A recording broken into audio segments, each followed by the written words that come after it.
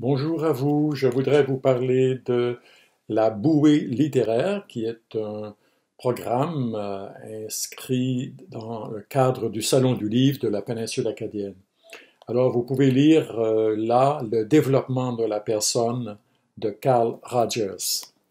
Au fait, lorsque j'avais 20 ans, j'ai fait la rencontre de cet auteur et de cet ouvrage qui a été pour moi et qui est toujours pour moi une référence dans le travail d'enseignement et d'accompagnement. Alors, le développement de la personne suppose comme hypothèse de travail et de recherche une recherche clinique que Carl Rogers a conduite pendant une quarantaine d'années pour enfin arriver à une théorie du développement de la personne. La personne humaine n'est pas figée dans son développement, elle est inachevée.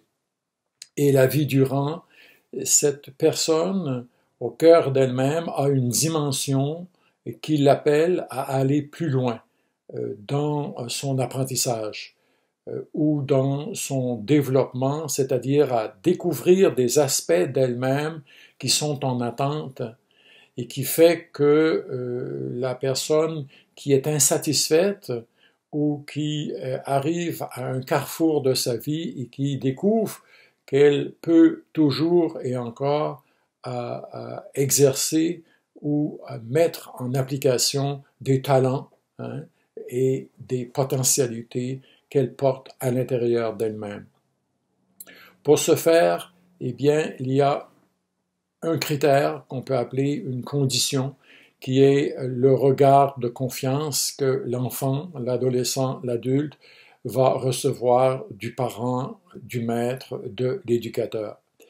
Le regard, il est capable de donner la vie. D'ailleurs, il y a un auteur Emmanuel Levinas, qui est un grand philosophe, nous dit qu'il y a l'épiphanie du regard.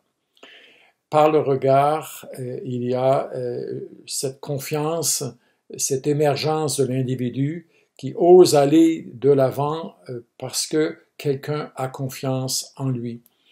Et il y a bien sûr des déterminismes, des conditions socio-culturelles, géographiques, historiques, qui fait que la personne n'a pas pu toujours avoir accès à son potentiel parce que lié à la confiance, à l'estime d'elle-même. Il y a dans l'individu un lieu, un espace de pure potentialité que personne n'a pu briser, ni, je dirais, influencer d'une façon négative, puisque c'est une partie de l'être, une partie intouchable que Jung va appeler l'imago Dei, c'est-à-dire la dimension divine de la personne. Alors, le développement de la personne, c'est un projet inachevé, la vie durant. Même la personne très âgée, même la personne en fin de vie est capable encore de poursuivre un développement, une conscientisation pour aller plus loin, soit à l'intérieur d'elle-même, ou provoquer un changement auprès des siens, auprès de ceux et de celles qui l'aiment. Je vous souhaite une très bonne réflexion sur votre propre parcours humain et toujours de croire en vous comme personne. Merci. Bon salon.